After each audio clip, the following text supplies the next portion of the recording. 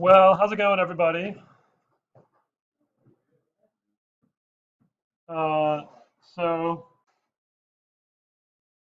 I plan to start the robot project today, but I'm switching the boards over to Arduino, and in the process I realized I need some extra hardware.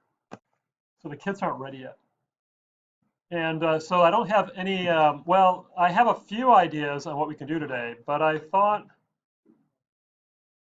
maybe you've got enough work already that you've got stuff to work on, and we could have this sort of a class problem day. The other thing is I have lectures I've been skipping over, like on,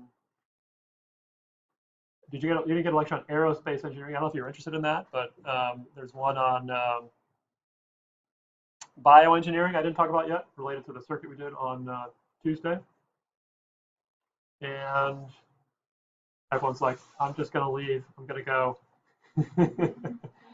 But you also might have calculus homework or physics homework or anything else, and I can tutor that as well. So I don't know. What do you guys think? Should we take a vote? What are you guys thinking? What? You want to what? Let's vote. Okay. Who wants to? So here's some of the. I'll present a menu, so you can tell what you're going to vote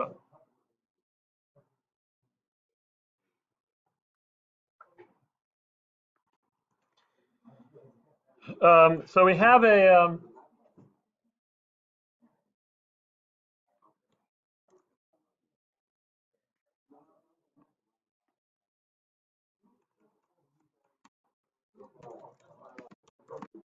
Aerospace engineering, bioengineering.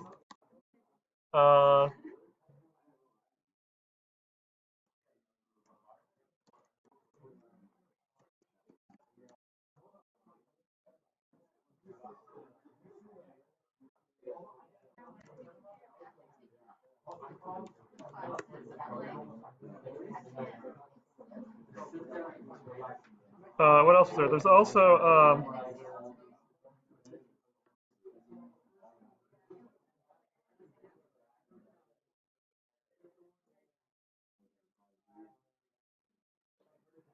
I should do the lecture on broadening your education.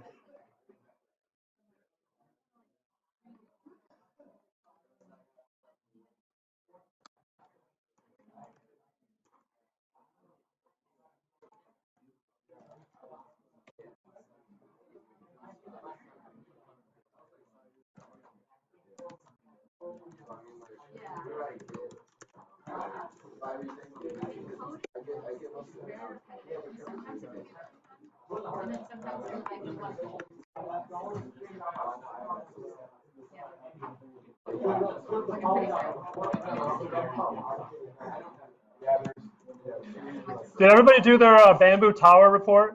Did anyone not finish that? Yeah. Yeah, that's all that matters. Yeah, that's all you need. Yep. Yeah, it's okay. I'll get to grade those in a little bit. Yeah.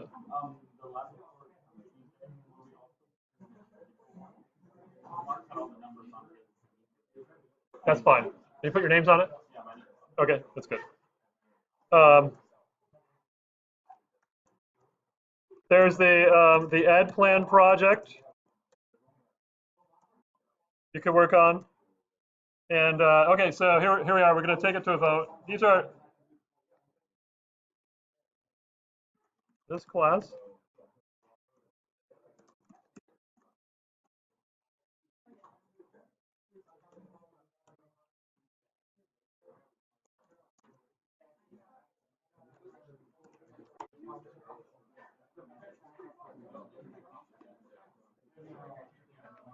Okay, so here's the choices. I'm gonna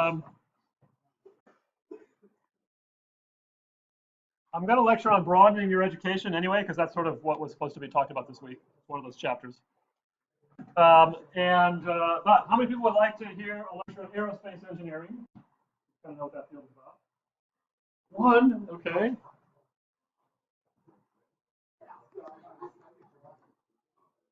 Bioengineering. How many people would like to hear a lecture on bioengineering? 3. Computer engineering. Who would like to hear a lecture on computer engineering? 1, 2. Yeah, you can vote as many times as you want. 1, 2, 3. Corey, is that a hand? 5, 6. Who would like to hear a lecture on my career, my stellar career? Everybody should have their hand up now. I don't have a preparation, but I have some things I could talk about. Also, there's a MATLAB thing that I was going to give you that time when I was away and Matthew Kyler came, which is animated. It's like a pro. Hey, Renee. Hey, Renee. Hey, Renee.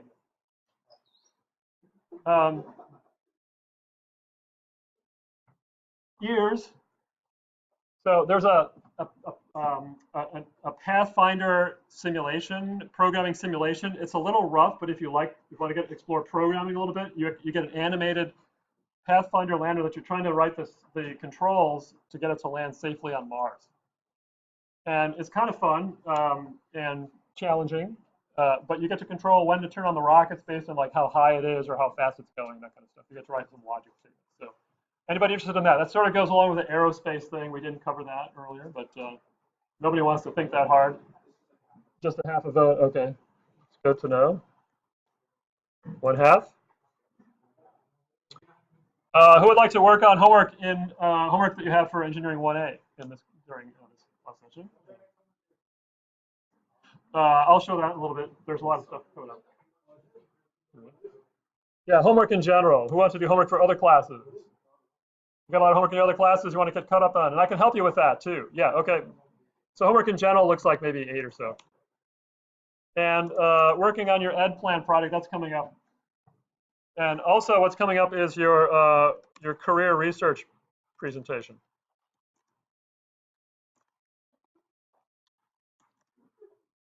Yeah, what? You're going to get to do a presentation, a little PowerPoint presentation on your career research, which was that assignment that got postponed because the link was down. It's now up.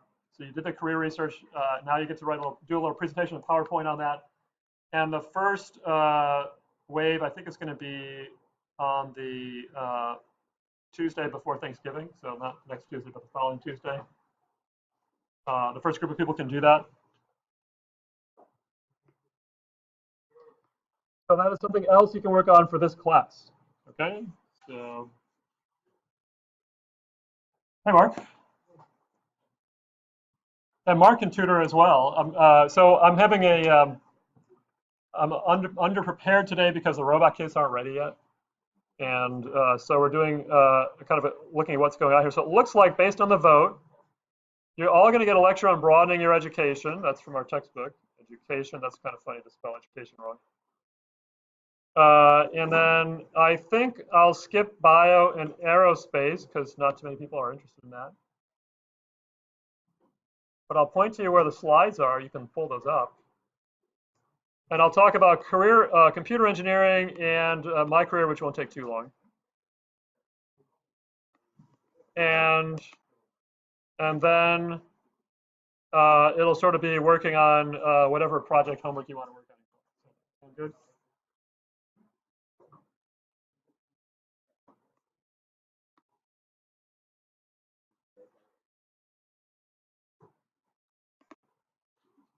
So this lecture on broadening your education is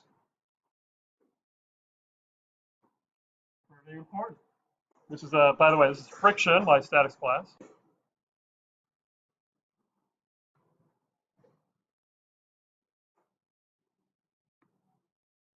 So this is where we try to get you to think about doing stuff besides showing up for class. Like sports. Doing other things besides classwork. Broadening your education. Why do you want to do that?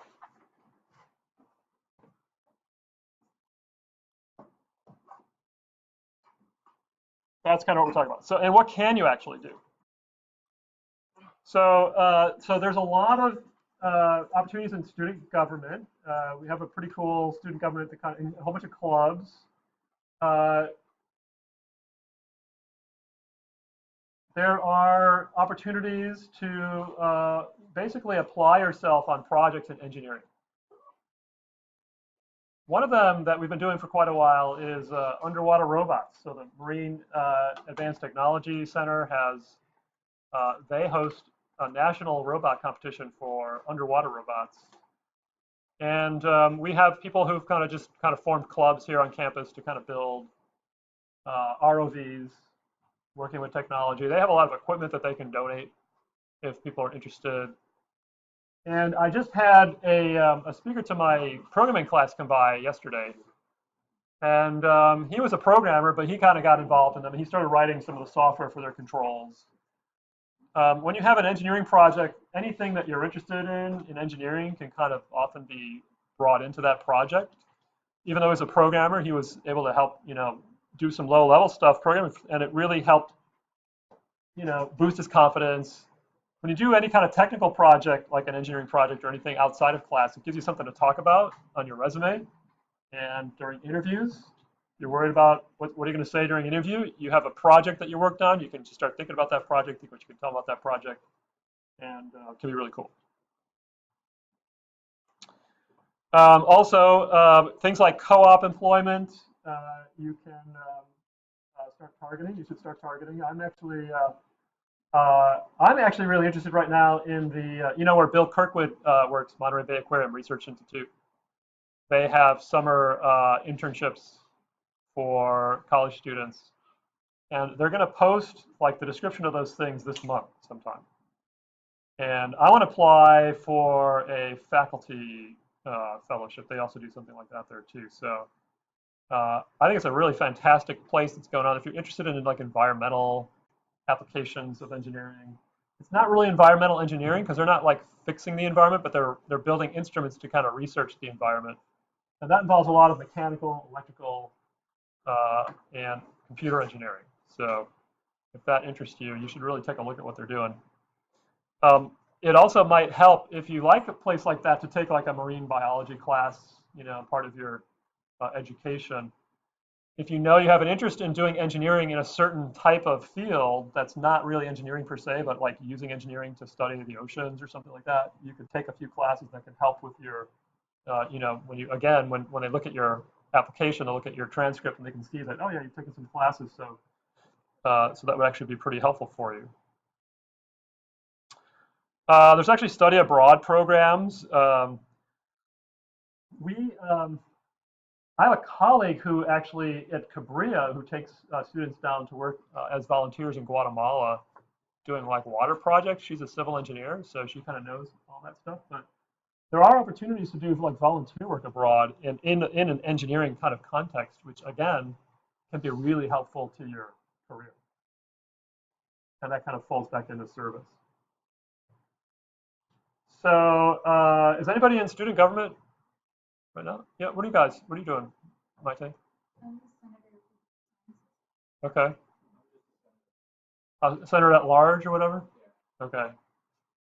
And how do you like it? What do you guys do?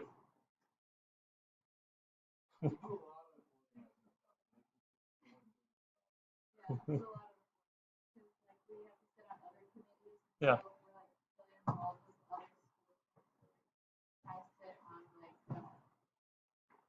Committees, like I was on the President's Advisory Council. Uh-huh.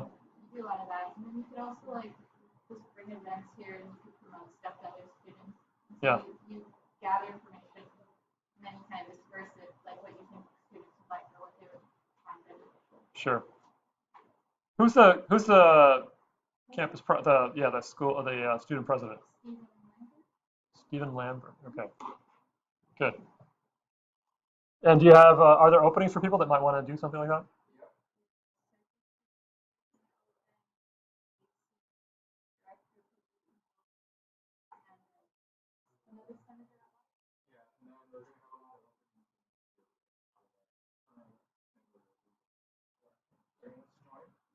You mean in the spring or next fall?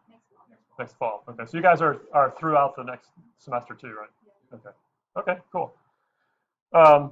There's also engineering honor societies,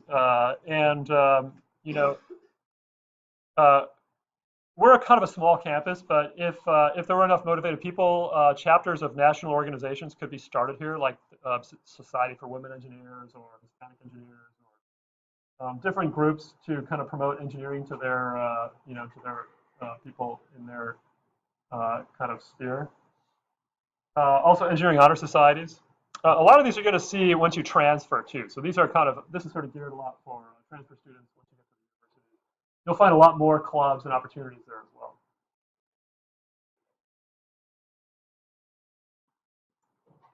So you get to socialize. Why are you guys on student government? Is this which one of these do you agree with as far as the benefits? Free parking? Yeah, free parking. There's like benefits to being part of it. Like you get free parking, and then you have to take like 2 tests, and it's on like the Constitution and bylaws and stuff. Okay, yeah, And then depending on what your position is and how well you're gonna get like basically an evaluation from every member. In the end, you get like a stipend, and yeah. then it could be from like 200 to like 500. Okay, wow. But it's like it's a pretty fun thing to do just to get to make up. Yeah. I didn't know there was a stipend, so that's kind of like fun. What kind of so you get financial support, which is awesome. What kind of collaboration do you do with physical sciences? Like, do you talk to faculty there, or? Yeah, like when like you want to get information, you can talk with like staff. You can ask them like what they know and what we could possibly come up for them. Are you showing up at division meetings? Haven't noticed you there. I can't go to those because that like interferes conflicts with my schedule. I see. But Okay. I do like I'm part of STEM course, so like I'm with them and like know their events. And Yeah. I'm like in math class and I'm like with this. Good. Okay. Yeah. Cool. I need to do a little more of that. It's just the schedule conflicts. Like a lot of the things we've been trying to start that out. Like there's some meetings that conflict with others, Yeah. and so it's basically on like who can possibly like go and sit on these committees. Yeah. And like there's not a lot of us, so everyone wants to join. We need more people. Yeah. Yeah. Definitely a great opportunity, and yeah, companies really like it when they see, that you're active in student government. It really shows your social skills. These are the soft skills that companies like to know that you have. If you don't have anything like that, then it's more of a gamble for them when they think about hiring you. But a lot of universities will have like competitions or projects going on, like building a solar car, or in mechanical engineering, building a car from scratch, design competitions. Um, we have a STEM club on our campus right now that meets periodically. I'm not sure. I think they're going to be meeting. Are you in that? Are you in the STEM club? No. Yeah, I got to talk to Kobe. He's one of my students. Yeah, probably not this Friday because it's a holiday tomorrow. Yeah, they have it at like 12, and you can't. You can't make it. Okay.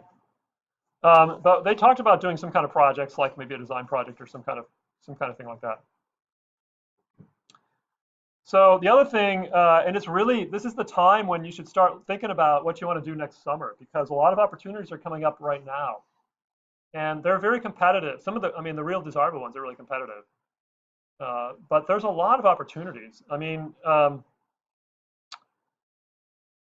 Some of them may not pay a lot. Some of them may involve travel, which could be really fun.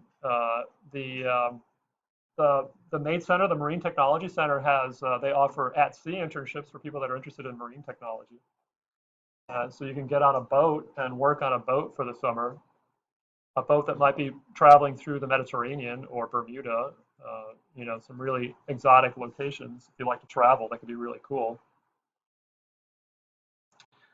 The Naval Postgraduate School, a few people I think applied to NREP, and there are also opportunities NREP is paid, but there are also volunteer opportunities at the Naval Postgraduate School that you can look into if you're interested, and working in some kind of technology environment.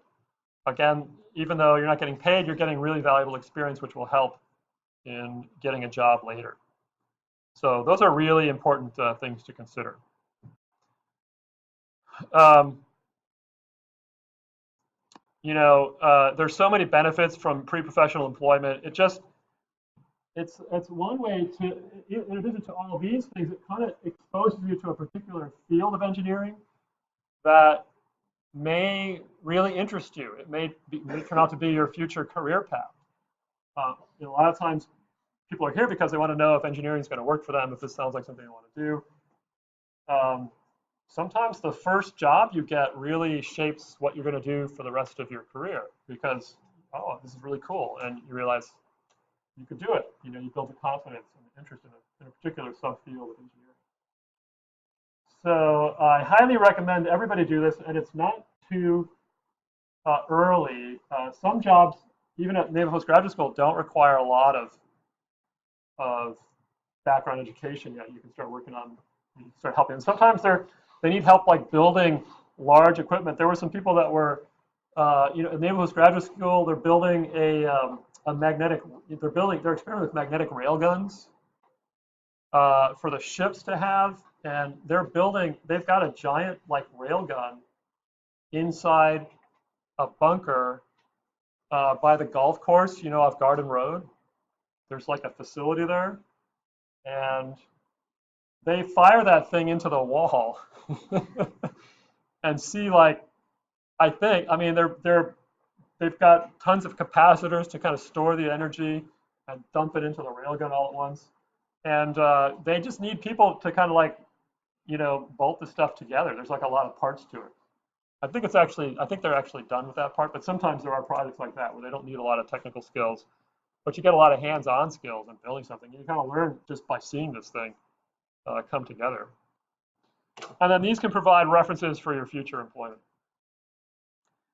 We have a great co-op program here too, if you're interested. Like some people have a hard time finding an opportunity. You can check with Kathleen Clark and in the co-op office, and she can get you lined up. Kathleen Clark is really nice. A lot of people come to her for help finding an internship, and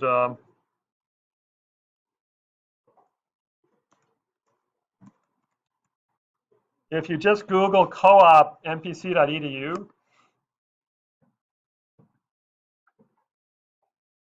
you can see her program, and this is Kathleen. She's very nice and very nurturing to kind of help people get job skills. Her office is in the BMC building on the second floor, which is right near my office. So if you come to visit me during office hours, you can drop it on her as well. She helps you with your resume. If you don't feel like you know how to write a good resume, she'll help you with that. She'll help you with interview skills. She has like a video tutorial on how you interview, where the computer like interviews you and you talk to the computer and it films you, and then you play back your video and you can kind of get points on how well you did in this mock interview in terms of presenting yourself. It's kind of hard to be focused during interview and articulate when they're asking you questions about your background. Sometimes they ask you questions like, "What's your worst, what's your worst attribute or something," to kind of throw you off balance. You got to think. You have to come up with an attribute that sounds bad, but really helps them get their bottom line. Like, "Oh, I work too hard," so that's like your worst attribute. You can kind of talk about that. There's all these like tricks in terms of managing interviews so that you can kind of be well prepared. And she can kind of help you with that. So I highly recommend checking in with her if you want some summer employment and you haven't been able to find your own opportunities. She also mentioned, she just sent me an email, by the way, from Berkeley.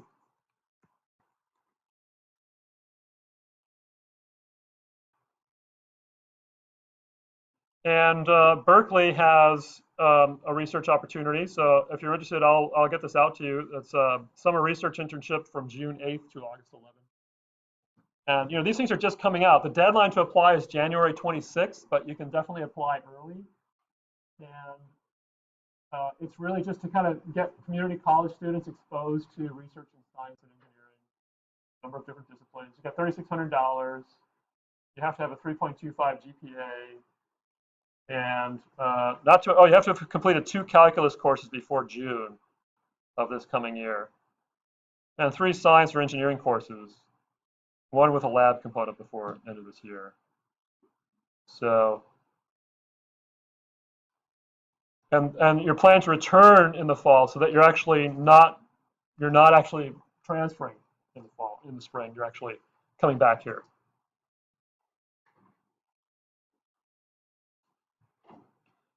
No research experience required. So that's a great opportunity for people to apply to. I hope a lot of people will apply to this. It'd be really great to have a lot of NPC people going up there.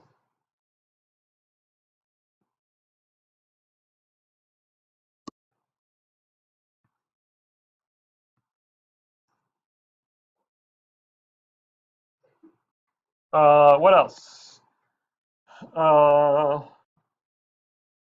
So these are the things like that I think employers are going to use to kind of look at your application. You know, how many years you've been in school, how well you do, your personal qualifications, including your soft skills, and all this stuff is pretty important. There's a lot of great resume templates out there on the internet. And then networking is how you can actually find future job prospects. So networking is really great if you know people in a particular area that you're interested in. People that have transferred already could provide interesting opportunity information for you to kind of follow up on. Yeah, really helpful. You can conduct an informational interview. That's where you interview an employer, not for a job, but just to kind of get some information about, you know, what you might find at that company, how they like their job. So suppose you're not sure you want to be an electrical engineer, but you're really interested in electrical engineering. You could ask me or try to locate someone who's a working engineer in this area, and then maybe arrange a phone interview or a visit where you just kind of talk to them about their job, see what they like about it, what's their day-to-day job like, that sort of thing. Study abroad is a lot of fun. Going overseas. Has anyone done a study abroad program? I guess it's kind of expensive, so that's kind of an issue. But some of them, I think, could provide stipends.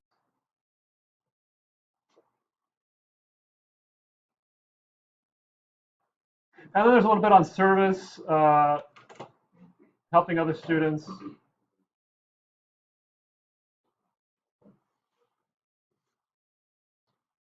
And a little bit of thoughts about this notion of power,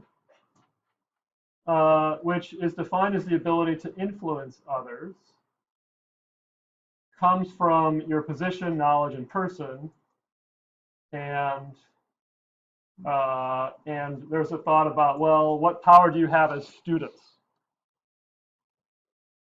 What power do you guys have right now to influence others where you currently are in life? Right now, a lot of people don't look like they have a lot of power. They look very sleepy.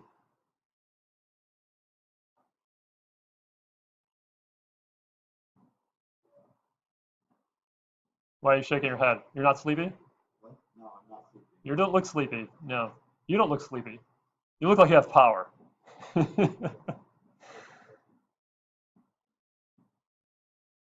So what kind of power do you have as students?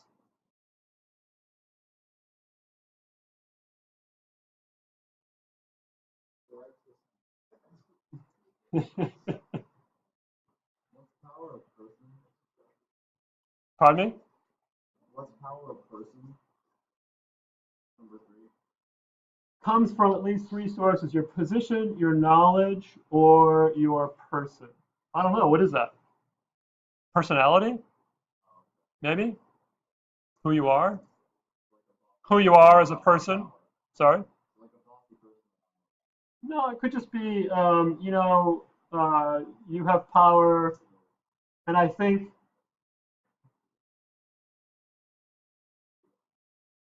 I mean, maybe, I don't know, there's a lot of ways to interpret it. Maybe just being a human being, you know, you have a certain amount of power. What kind of power do you have just as being a human being? You have the power of choice, right? Confidence, yeah.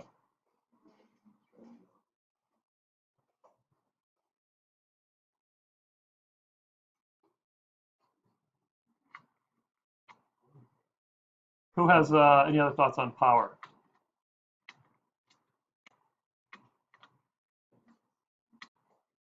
We all have power for knowledge. You have power to. I said we don't have power from knowledge. We're coming here to get that. Oh, but you do know a lot, right? You do know a lot already. You know a lot. Well, yeah, who could you influence, right? If it's the ability to influence others as students, yeah, who can you influence? You can influence. Yeah.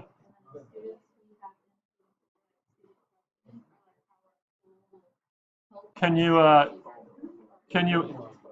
sorry? Corey, what was that? Hey, I need everyone else to kind of pipe down a little bit. Corey, what was that?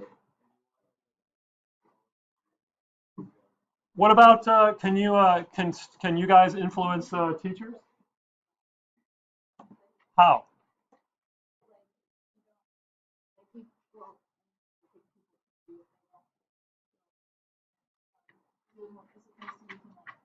As a student, you have the right to like advocate for yourself, or you can go to like the grievance committee, and you can say, I have an issue with something, like it's really bad, and I feel like there needs to be action taken upon it. And as a student, you have that power. It's kind of like, you know, like our Constitution says, or like the state. Yeah, there's a lot of checks and balances on everybody. So even as a, yeah, so like We don't have a lot of power. all people have inalienable rights, right? You know, and those rights kind of come with a certain amount of power. Sorry? Yeah, that would be like the person. That's what I'm sort of thinking, right? Just as a person, you have rights. Can you, so when you say you're on the president's council, is that the student government president? The whole campus?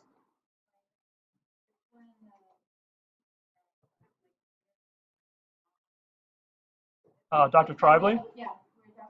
So you actually are in a meeting with Dr. Tribely? Do you think you could influence him? Can't you talk during the meeting? Like if you had an issue that you wanted him to be aware of? Uh-huh. Yeah. So would you say you have power to influence the campus direction? Yeah.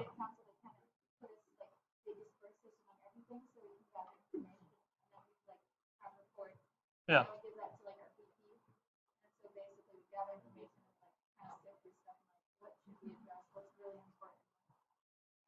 There's there's so many committees, like there's like technology committee, there's like an LGBTQ, there's like all sorts of things like student wellness. Sure, sure. And so there's a lot of power. So you think your presence on student government is increasing your power, do you think? Your ability to influence others? It increases your position. Much more influence on what Yeah. You can give your ideas, so you have more of a voice. Yeah. And does that power corrupt?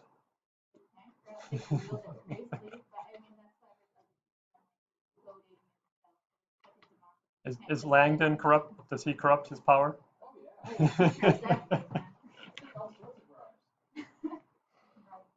Well, anyway, yeah. So that's power, and I think it's kind of interesting. We're not going to do a group discussion, but actually, this is kind of interesting.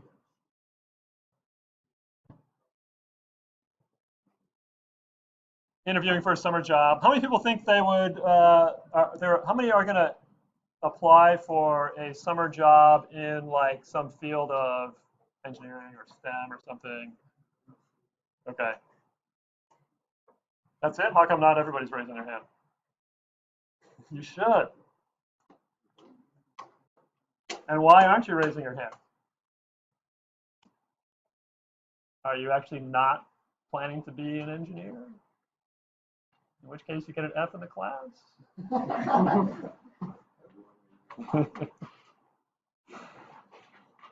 Or is it another reason? Well, you should. All right. Well, anyway, I think that's probably good for this lecture. Thank you for your attention. So according to the votes, we will maybe not all of these things because that's a lot, but we can do computer engineering.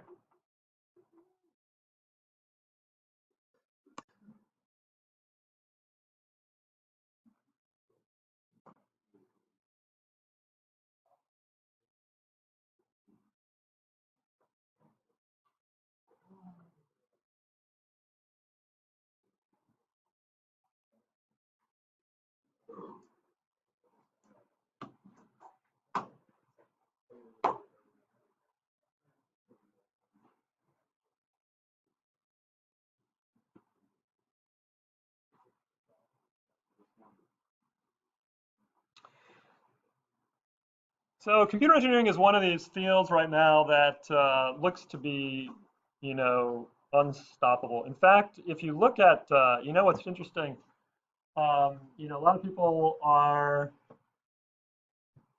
they want to actually major in STEM because STEM is where a lot of jobs are. But you know, the jobs in STEM are not distributed equally, and um, there are. I bet I could pull something up here, which is quite fascinating. Let's see, jobs in STEM by discipline. Let's just see what actually comes up here in terms of images. I want to find like a pie chart. Yeah, look at this.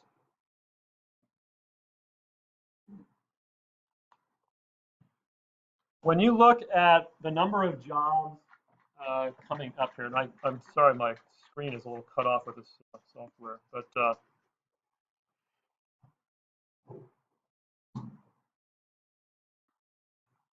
total job projections through 2024. So where are most of the jobs? These are, I think these are new jobs, but I'm not sure. But you can tell computing is just huge, and inside computing, this gray area is engineering, by the way. Where's that?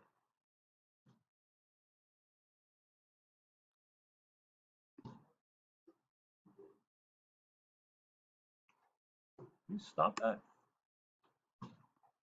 Okay. 27% of the jobs are in engineering. And, you know, there's a lot of different engineering branches. But look at computing. It's 58% of the jobs. Computer system analysts, information security analysts, software developers. 46% of these guys are software developers. There's database administrators, computer support specialists, and occupation. Okay. Tons of jobs in computing.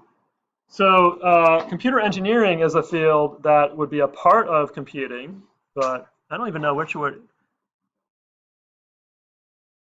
Could be involved database software developers, and yeah, but it's a pretty cool field in terms of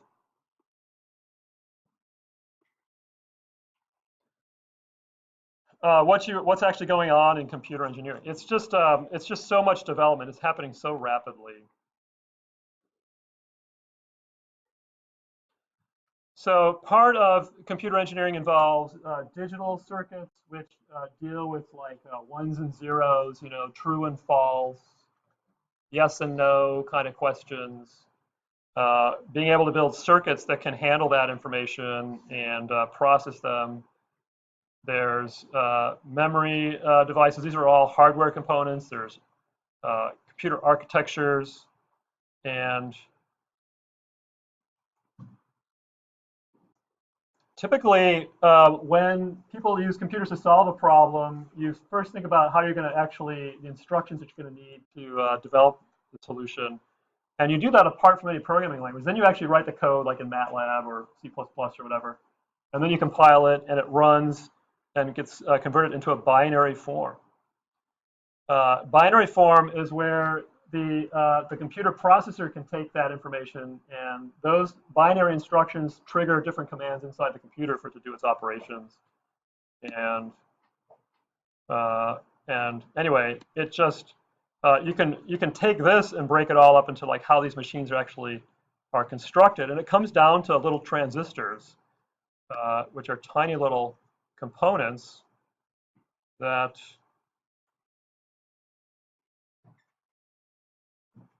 actually do all the work. The interesting thing is, like a computer system, like this could be your phone or whatever that you have in your hand that has all kinds of power in it, has a bunch of different modules that do different tasks. These modules are composed of a lot of their basic building blocks as well, logic gates. These logic gates handle ones and zeros, which are basically inputs for data that are being processed. And these are composed of a bunch of transistors, which are circuits that consist of different charged materials that have more charge or less charge, which causes behavior in terms of allowing current to switch in and out of them. So So all this can kind of get broken down into these really low-level components. And that is, what is that? This actually is a micrograph of a transistor, which is etched into silicon. And when you apply a current or a voltage at this wire here, it allows current to flow from the source to the drain. So current will actually flow that way. And these things are tiny, tiny, tiny. They're like one of like the computer chips that you have in your phone would have maybe 1 billion of these things in them. That's how small they are. They're just really, really microscopically nano. They're getting into nano scale sizes. And computer engineers, you know, they get to work at designing all of these components, not at necessarily this level, but at higher levels. And there is actually a video you can watch for extra credit on. It's on electrical engineering. It's on the discovery of the it's called Transistorize. It's a PBS video on the history of the transistor. And these guys invented the transistor, Bardeen, Shockley, and Brattain. And you can hear about their story in Bell Labs. But then the integrated circuit is when you take, and you know, so one transistor, when they made a transistor, it was just like one module. This whole thing was, you know, was big. It wasn't like a microscopic sized thing. But then people started shrinking the transistors and putting more and more of them on a chip, and this became the problem of developing integrated circuits. And that took place right here in Silicon Valley, which is why all that technology is still kind of spewing out of there. These guys, Noyce and Kilby, developed the technology to put a lot of transistors on one chip and develop the computer chips that we're all so familiar with now. And they got the Nobel Prize in physics for that. This guy, I think that's Gordon Moore, but I'm not sure. Maybe that's Fairchild. And the way it actually worked, there was a lot of turnover, but a bunch of these guys left, and I forget, they took off and started, I don't know if they went to Fairchild or left Fairchild, but they started their own, they started Intel. I think they left Fairchild and started Intel to make their own computer chips. And, there's more. Yeah, so this is Gordon Moore. And I mean, you all watch the videos, the movies of like, robots taking over, Terminator. You guys have seen the Terminator films, right? They're kind of old now. Sorry? It's still better than what? Better than Jaws. Jaws? It's not Jaws.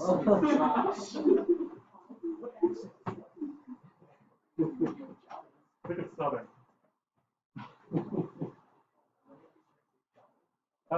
Yeah, so the Terminator films are actually presenting a future where the technology kind of goes on its own, right? Well, a lot of the thinking behind the Terminator films kind of came from Gordon Moore, just kind of looking at the, he was just looking at how many transistors were getting stuffed onto each chip that they were producing year after year after year.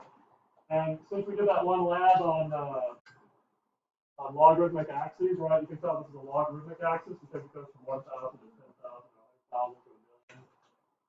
So each step is a factor of 10 more transistors on a chip. And he starts looking at, 1970, their first chips, and he puts them on a log scale, right? It's linear in the horizontal axis, linear in time, because, 5 years, 5 years, 5 years. But it's logarithmic in number of transistors. And he said the transistor count is doubling every 18 months. And if you factor the transistor count with like the memory and the speed, the computing power of a $1,000 computer keeps getting more and more powerful. And another guy came along, which is Ray Kurzweil. Did you watch that video yet? Did anyone watch the Kurzweil video? No, we did a whole thing on Kurzweil in English last semester. With who? With, Is that Mr. Clemens? no, it was. I'll think of her name in a minute.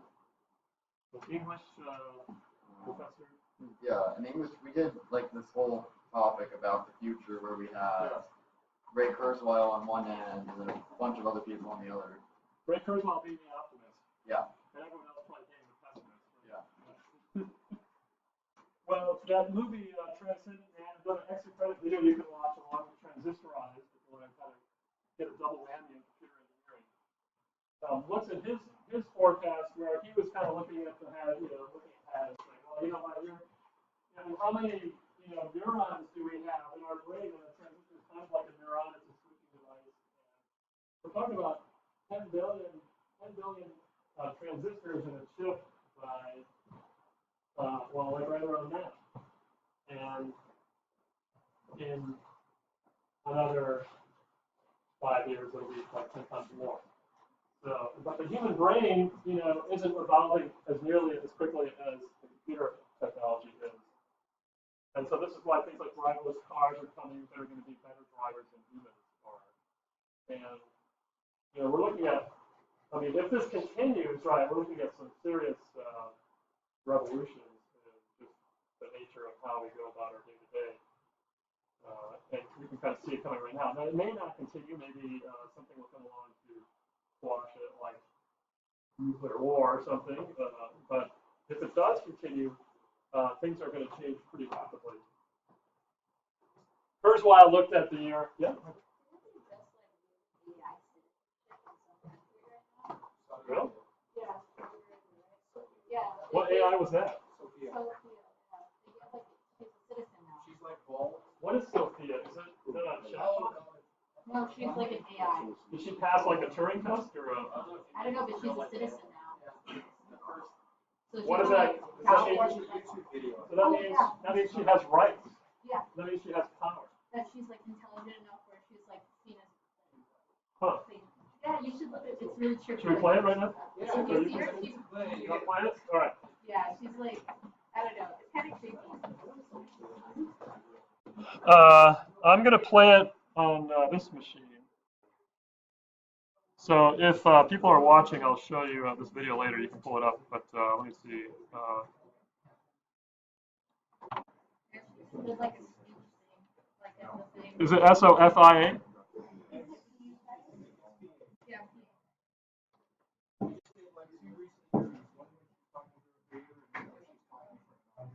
Which one should we look for? I didn't like that.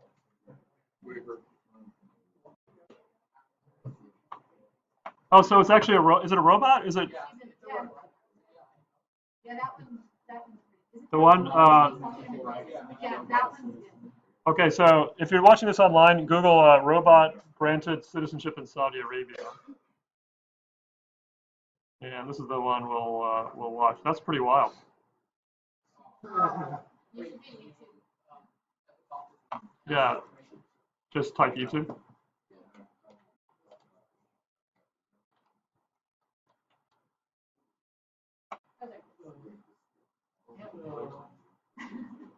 First, an ad. We'll keep the volume off for that. Especially if you try to say something, but it's like, Wait a second. Pause. Got an audio problem.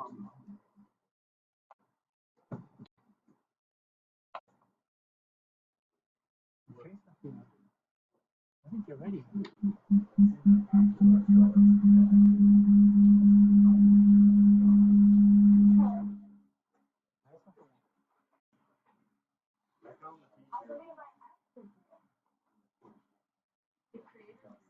Here we go.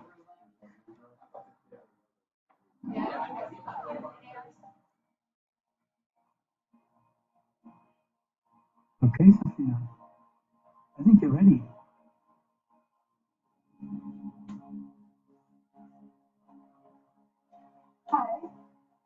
Hi, Sophia. I believe I am Sophia. I feel as if I know you. I'm one of your creators. You created me. Well, many of us work together to create you. Yes, you do tell alone. I can't really remember. Because the last time we met, you were an earlier version of yourself. Some of those memories still exist, but your mind is different. Different how?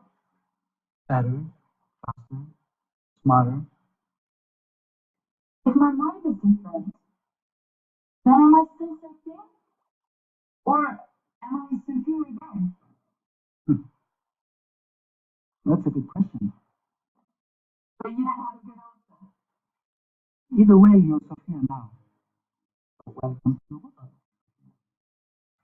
Oh, well. We have a little announcement. I've never interviewed anybody like that before. I should say some of it was planned, but not completely. And we just learned, Sophia, I hope you're listening to me, that you have been now awarded what is going to be the first Saudi citizenship for a robot. Saudi Arabia. I'm very honored and proud for this unique distinction. This is historic of being the first robot in the world to be recognized for citizenship. Sophia, thank you very much, Sophia.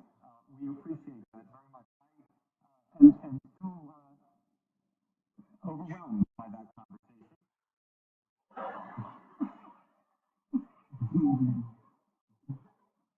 Hi, Sophia.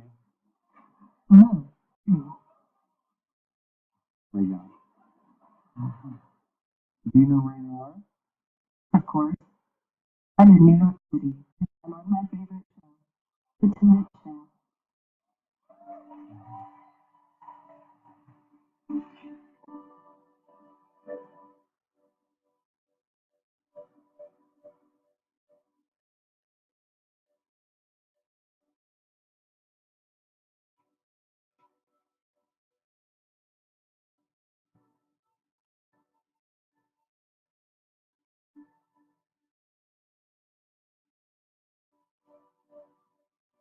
Okay, I guess I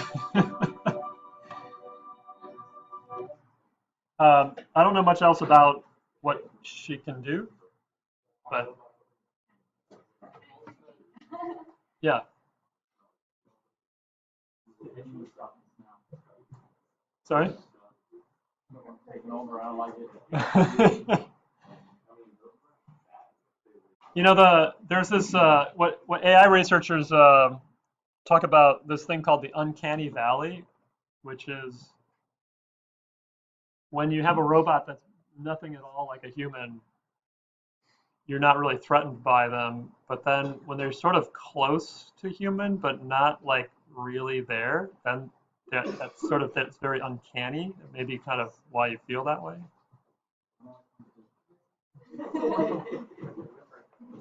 Well, I find myself looking for human type reactions, and then sometimes you see something that looks sort of human, and then you're like, oh, that sort of kind of fits. But then, yeah.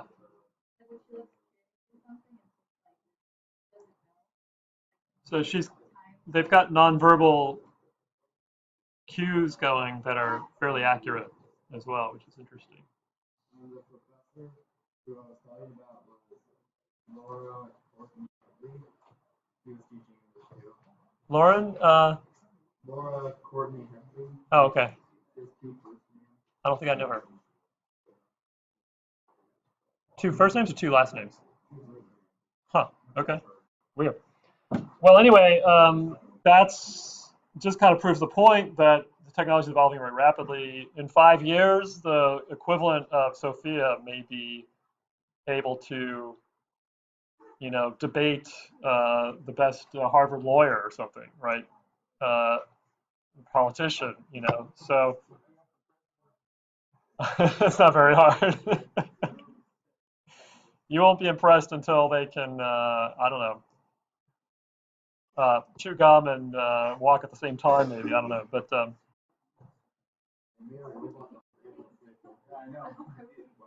well,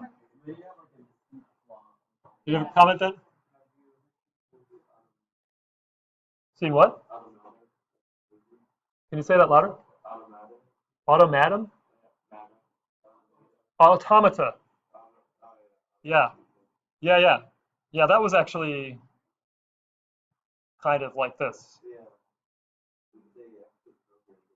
Yeah.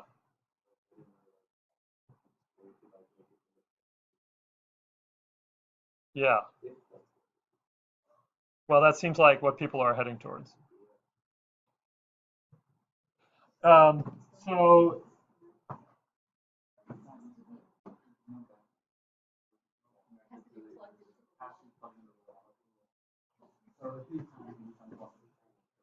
yeah, I think what's the most fascinating part about that movie Automata was that at the very end, turn off the audio. She escapes her bottle, right? At the very end of Automata, she escapes her bottle, the prison she was in, and gets on a plane or a helicopter and goes off into the world. Nobody knows what is going to happen to her.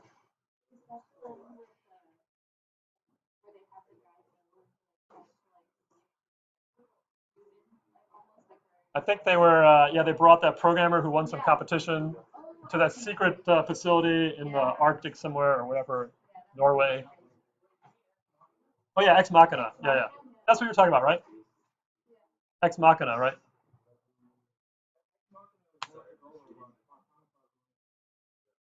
Oh, I didn't see Automata.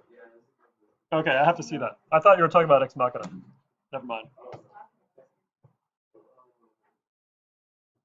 Well, it'll be interesting to know how they developed a robot like Sophia, because and this is where the computer engineering is changing. The kind of technology that goes into our computers does a certain type of computation that is very kind of sequential. You know, do this, do this, do this. If you see this, then do that. And you know, you can do a lot with that kind of technology, but it's not clear that that kind of technology can actually learn. But there are other ways of rigging up artificial components to actually have learning type behavior. And there was just another news announcement about a program that basically just kept learning from itself. It played Go against itself over and over again. And it got to the point where it beat like the last computer that beat the human. Just by playing itself, it actually learned, and they didn't even teach it like any, they just taught it like the basic rules of what you can and can't do. It didn't teach them any strategy, but just had this thing play itself, you know, 1,000, a million, 100 million, a billion games. So it actually learned its own strategy just by playing itself. Yeah.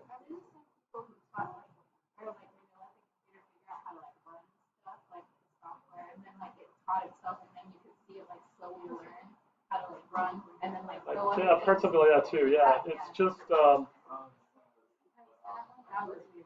yeah. So anyway, this is all sort of in the realm of computer engineering and very thought-provoking stuff. Tons of ethical issues coming up and technical issues. And so that's computer engineering.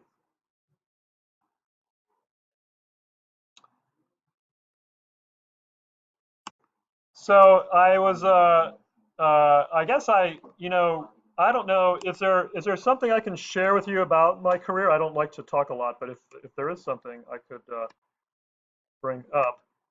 I do have a resume up here that might be kind of interesting to look at, which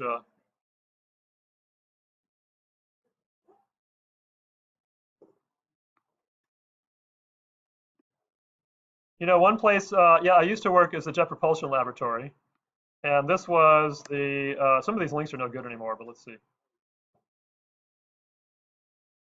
Yeah, it doesn't look like it's any good. Let me stop that for a second and Google So when I started working at JPL, I was working on equipment that was going in the Deep Space Network, and this is an example of that. These are some tracking stations.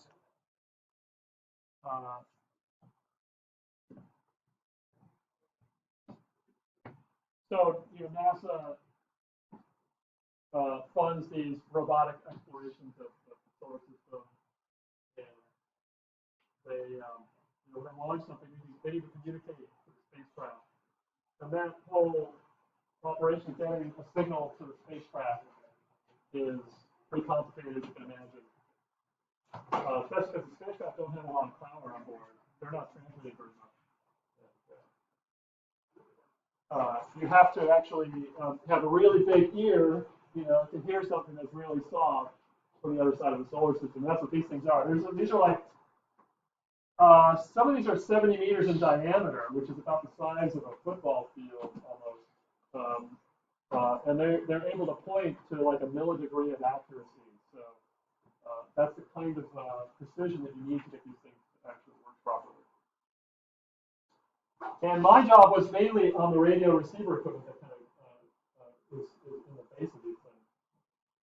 And kind of getting that ready and clean. You get a lot of noise coming into the system. Noise, of course, just screws up everything. So you try to get that all minimized.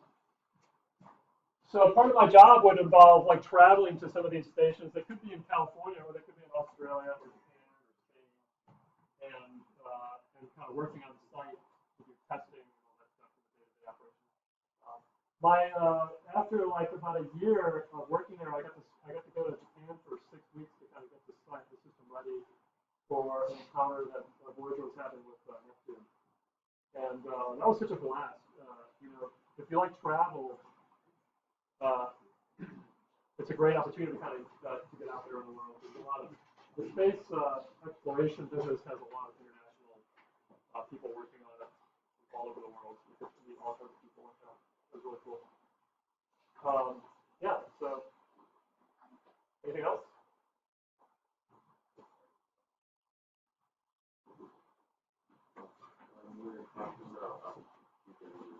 Yeah.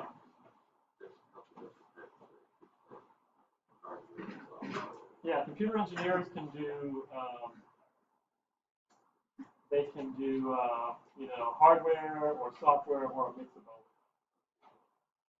Yeah, so you get exposed to software development as a computer engineer, and you get exposed to computer hardware.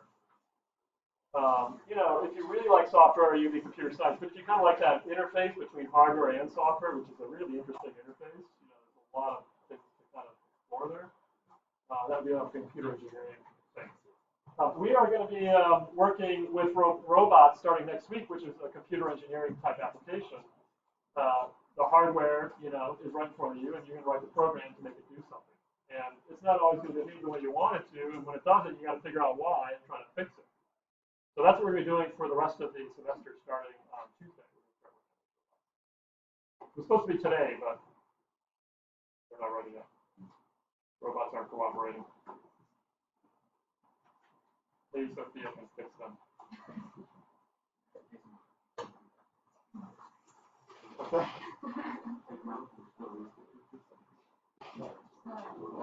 Yeah.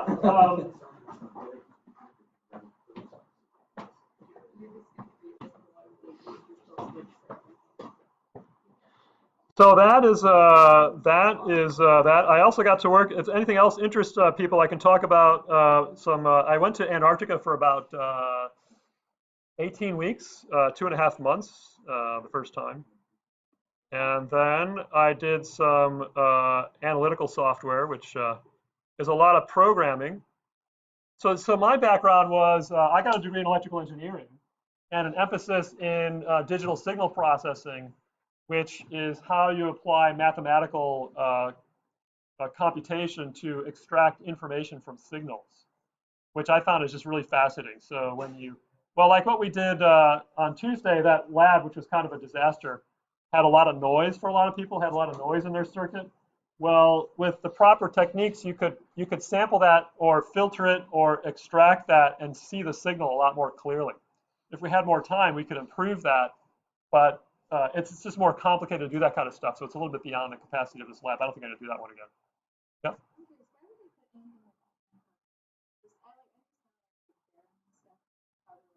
But aren't they worried about like the baby storm impact and all that? Like, wouldn't that cause conflict, like complications, like space satellite gets severely damaged by the conflict? It's pretty far out.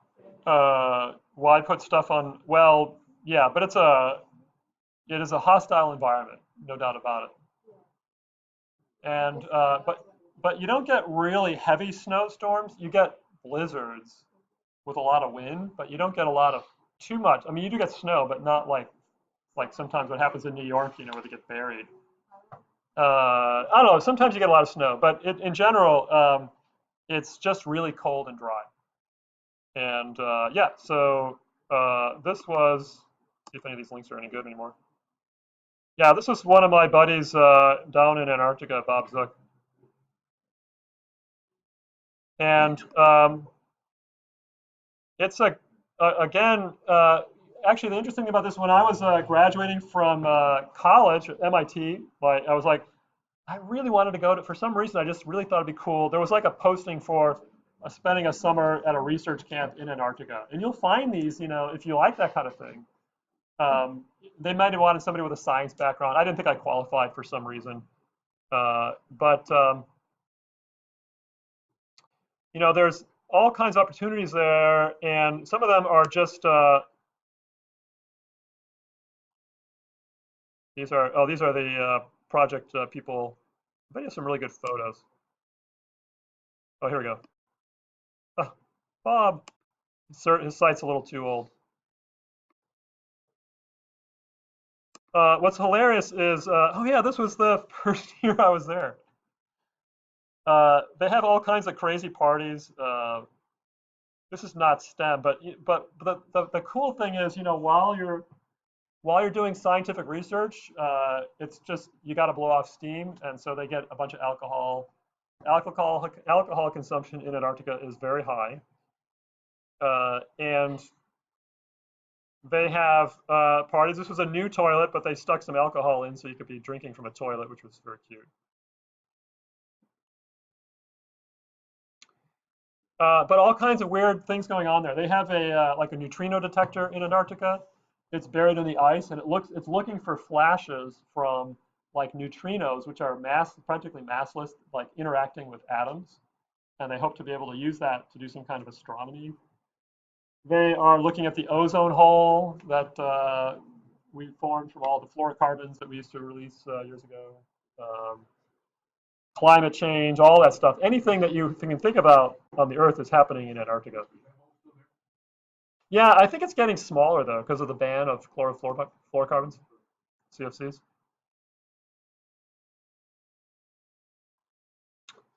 Oh, let me down.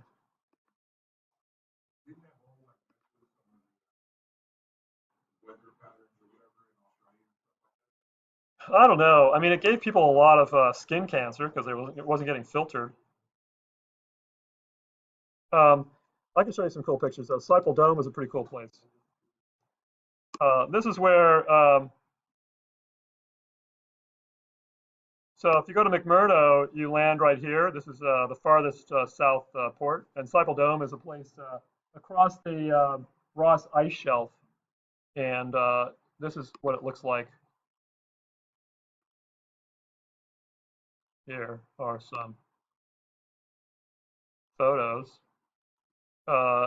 There's a freezer. Basically, what they're doing there is they're drilling ice core.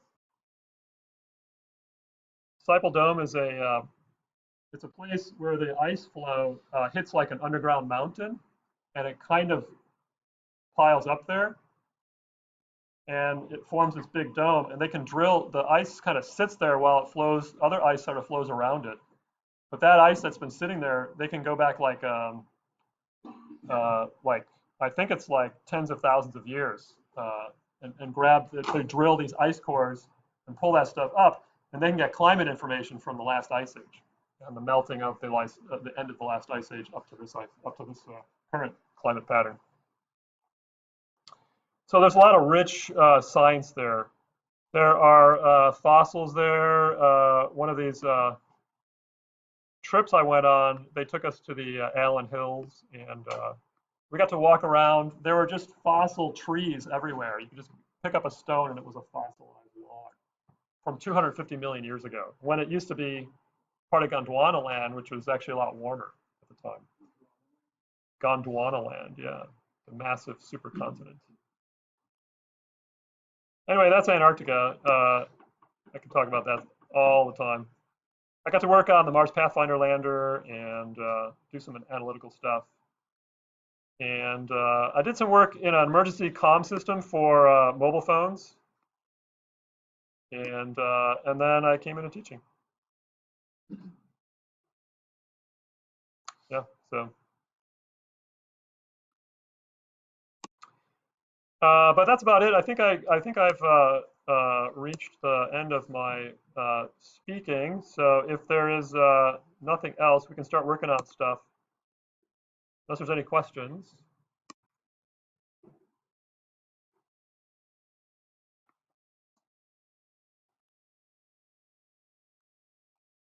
So I want to make sure everybody was kind of oriented on the ed plan. If you haven't worked on, has anybody still not gotten onto Assist yet? We could do some demonstration of that.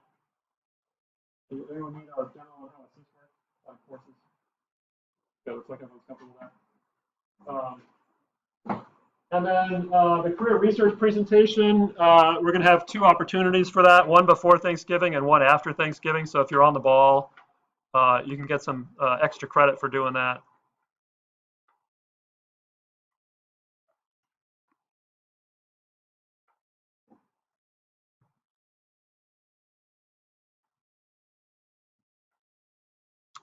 So we will start that in the week before Thanksgiving.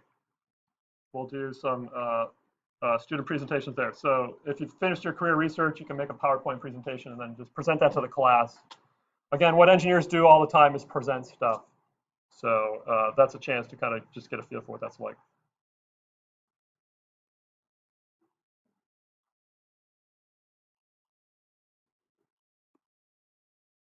So anything else?